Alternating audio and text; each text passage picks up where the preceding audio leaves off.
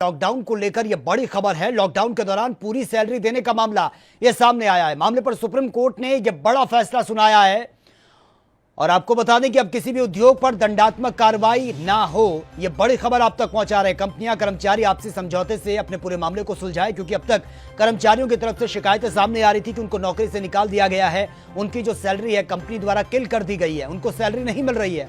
अब इसी को लेकर सुप्रीम कोर्ट का सुप्रीम फैसला सामने आया। अब किसी भी उद्योग पर दंडात्मक कार्रवाई ना हो, कंपनियां कर्मचारी आपसी समझौते से इस मामले को सुलझाए, यानी कि नौबत ना आए कि कोई शिकायती पत्र कोर्ट तक पहुंचे, यह मामला आगे पहुंचे। अगर इस तरीके के हालात बने हैं, कंपनी और एम्प्लॉय के बीच सैलरी को लेकर मामला अटका हुआ है, तो जल्द से जल्द समस्या का समाधान हो और कंपनी को, जितने भी प्राइवेट सेक्टर हैं, उनको अपने कर्मचारियों को सैलरी देनी होगी।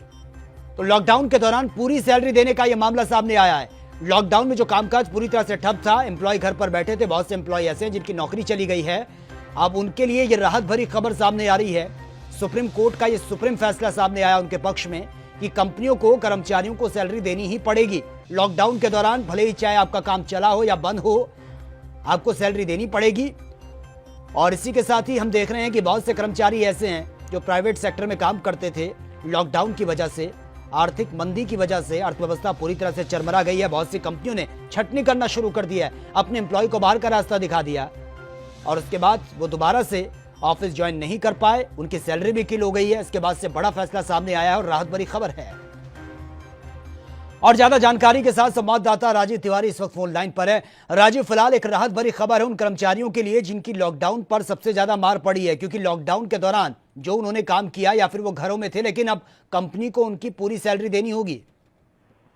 देखिए, बिल्कुल बता दें, जिस तरीके से सुप्रीम कोर्ट ने जो मजदूर थे उनके लिए जो याचिका लगाई गई थी सुप्रीम कोर्ट के अंदर से, तो सुप्रीम कोर्ट की तरफ से अब ये कहा गया है जो मजदूर लॉकडाउन के चलते अपने कार्य पे नहीं जा सके थे, यानी कि घरों पे बैठे हुए थे और उनकी जो तनख्वाहें काटी गई थी, वो कहीं ना कहीं इसके सरकार की तरफ से कहा गया था कि सरकार भी कोशिश करे कि उनको जो तनख्वाहें हैं उनको घर बैठे मिले। मगर जिस तरीके से अब तनख्वाहें उनकी काटी जा रही हैं, उसको लेकर सुप्रीम कोर्ट ने कहा है कि उनकी तनख्वाहें नहीं कटनी चाहिए, बल्कि वो उनको उनका जो मुआवजा है, यानी कि जो उनकी तनख्वाहें हैं वो देनी चाहिए। मगर कहीं ना कहीं जब सरकार की जो कोशिशें हैं वो कितनी कारगर होंगी, ये देखना होगा कि सुप्रीम कोर्ट की जो कह सकते हैं सुप्रीम कोर्ट ने जो आदेश जारी किए हैं उसके मद्देनजर रखते हुए सरकार किस तरीके से कदम उठाती है। जी बिल्कुल राजीव, लेकिन इससे पहले हम देख रहे थे कि सैलरी तो काटी जा ही रही थी, लेकिन बहुत से एम्प्लॉय ऐसे थे जिनको कंपनी से ये कह दिया गया कि अब लॉकडाउन है, वो घर पर बैठे हैं, लेकिन तुरंत उनके घर तक मैसेज आता है कि आप ऑफिस में मत पहुंचिए, यानी कि आपको निकाल दिया गया है। पैसा भी उनका किल हुआ,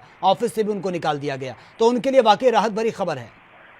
देखिए, बिल्कुल सही कहा आपने। एक चीज तो गौर करने वाली बात होगी, क्योंकि लॉकडाउन के चलते बड़ी कंपनियों ने और यहाँ तक की छोटी जो कंपनियां थी उन्होंने भी अपने कर्मचारियों को तनख्वाह ना देने की वजह से उनको बाहर निकाल दिया गया। कहीं ना कहीं ये जरूर है कि उनको तनख्वाहें जरूर देनी चाहिए थी, क्योंकि सबको पता है लॉकडाउन चल रहा है। लॉकडाउन के चलते हर इंसान को एक मजबूरी होती है जिसकी वजह से वो घरों में अटका हुआ है। मगर कहीं ना कहीं जब उनकी तनख्वाहें काटी जा रही थी और साथ में उनको ये कह दिया गया कि आप कल से नहीं आएंगे या फिर आपको हटा दिया गया है, तो कहीं ना कहीं ये जगह अब सुप्रीम कोर्ट ने सुनवाई की है, इसके अंदर सुप्रीम कोर्ट ने कहा है कि इसके अंदर जो नौकरियां निकाली गई हैं, यानी कि जिनको छटनी की गई है, उनको वापस लिया जाएगा और उनको तनख्वाह भी दी जाएगी। तो यानी कि कह सकते हैं उनको लिए राहत। बिल्कुल राजीव, लेकिन हम देख रहे हैं जिस तरह से लॉकडाउन हुआ उसके बाद से जो छोटे उद्योग हैं सबसे ज्यादा मार उन पर भी पड़ी है। हालांकि जो राहत पैकेज का ऐलान किया गया है मोदी सरकार की तरफ से, उससे कुछ हद तक छोटे उद्योगों को एक बूस्ट पावर मिलेगी ताकि वो दोबारा से खड़ी हो सके। लेकिन सवाल यह है कि जो छोटी कंपनियां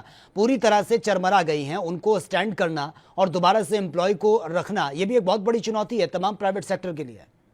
देखिए, बिल्कुल सही कहा आपने। एक चीज तो गौर करने वाली बात है कि इसके अंदर कंपनियों को दोबारा से स्ट्रगल करना, यानी कि खड़े करना, एक थोड़ी सी मेहनत भरी वो काम है, क्योंकि कंपनियां काफी बड़ी तादाद के अंदर दिक्कतें आई थी। यानी कि 2 महीने से लगभग ज्यादा समय हो गया जिसको कंपनियां बंद हुई, कर्मचारी अपनी छटनी के लिए मजबूर हो गए क्योंकि उनको तनख्वाह नहीं मिली, घर में दिक्कतें आई सबके साथ। मगर कहीं ना कहीं सरकार ने जो पैकेज अनाउंस किया उसके अंदर कोशिश ये की जाएगी कि सरकार की तरफ से भी कि कंपनियां दोबारा से खड़ी हो सके और दोबारा से जो कर्मचारी है उनके पास उनको तनख्वाह दी जा सके। मगर कहीं ना कहीं ये तनख्वाह के साथ साथ ये देखना होगा कंपनी कितनी टाइम के अंदर खड़ी हो सकती है, क्योंकि जब तक सरकार मदद नहीं कर पाएगी कंपनियां खड़ी नहीं हो पाएंगी और कंपनियां अपने कर्मचारियों को तनख्वाह भी नहीं दे पाएगी। क्योंकि ये अगर इस तरीके से चलता रहा तो शायद कंपनियों को टाइमिंग काफी लगेगा। मगर सरकार अपनी तरफ से क्या जो राहत वाली पैकेज जो अनाउंस किया गया था 20 लाख करोड़ रुपए का, तो कहीं ना कहीं जल्दी से जल्दी उन तक उनकी सुविधाएं पहुंच सके ताकि कंपनियां दोबारा से अपने पैरों पर खड़ी हो सके। ठीक है, चलिए राजू, बहुत बहुत शुक्रिया फिलहाल आपका इस तमाम जानकारी के लिए।